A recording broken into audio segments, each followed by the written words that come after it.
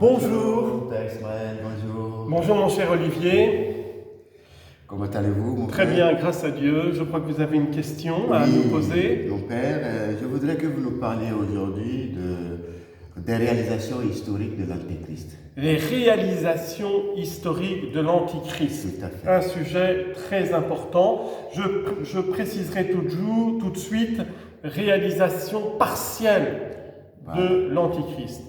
Alors bien sûr, on pense à deux personnages particuliers, deux dictateurs, il y en a eu beaucoup d'autres, j'allais dire.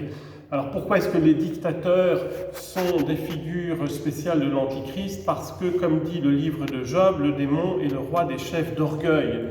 L'Antichrist, ce sera, et ça a été, des hommes sous l'emprise du démon. Donc pour comprendre l'Antichrist, il faut comprendre le démon. Et le démon, il est le roi des chefs d'orgueil.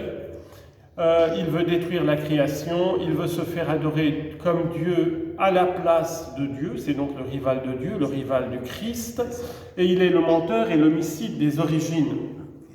Alors, comme réalisation historique, bien sûr, nous pensons à Napoléon Bonaparte et à Adolf Hitler, deux dictateurs qui ont voulu dominer le monde en faisant couler le sang à flot, et qui ont été désignés comme antichrist de leur temps. Napoléon Bonaparte, tous les catholiques d'Espagne et d'Allemagne dans lesquels l'armée française était engagée, tous les catholiques d'Espagne et d'Allemagne, prêtres et évêques en tête, voyaient en Napoléon Bonaparte l'antichrist.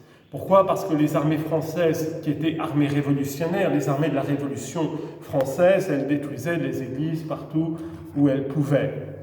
Ceci étant, Napoléon Bonaparte, qui comme Adolf Hitler était à la base baptisé catholique, ne s'est jamais opposé frontalement à l'Église catholique. Il a plutôt voulu l'utiliser. C'est pour ça que tous les deux ont signé un concordat avec le pape. Mais Napoléon Bonaparte disait, juifs avec les juifs, musulmans avec les musulmans, chrétiens avec les chrétiens, pourvu que je sois le maître du monde. Donc il était ouvert à tout le monde du moment qu'on servait sa volonté de dominer le monde. C'est comme ça que les plus grands rabbins juifs en France ont soutenu Napoléon Bonaparte jusqu'à lui attribuer les prophéties messianiques. Les rabbins juifs réunis à Paris en 1806 saluent en Napoléon la réalisation des prophéties messianiques. C'est quand même incroyable. Bon. Ceci étant, Napoléon a commencé en signant un concordat avec le pape et en restaurant le culte catholique en France. Donc pour les catholiques français, il a été vu comme celui qui a réconcilié le peuple français, et Napoléon aurait même voulu le catholicisme comme religion d'État. Il n'a obtenu des révolutionnaires qu'une reconnaissance du catholicisme comme religion de la majorité des Français. Mais lorsqu'il a vu que le pape lui résistait, eh bien, Napoléon Bonaparte a tyrannisé le pape pour son mariage, parce qu'il était déjà marié. Il voulait un couronnement impérial, un sacre impérial avec une deuxième femme. Donc, il a martyrisé le pape de l'époque, et Napoléon Bonaparte, mais il a été déiste, il était plutôt déiste, franc-maçon, soutenu par tous les francs-maçons, mais jamais anti-chrétien et jamais anti-catholique. Adolf Hitler, lui, il voulait la restauration d'un culte païen en Allemagne.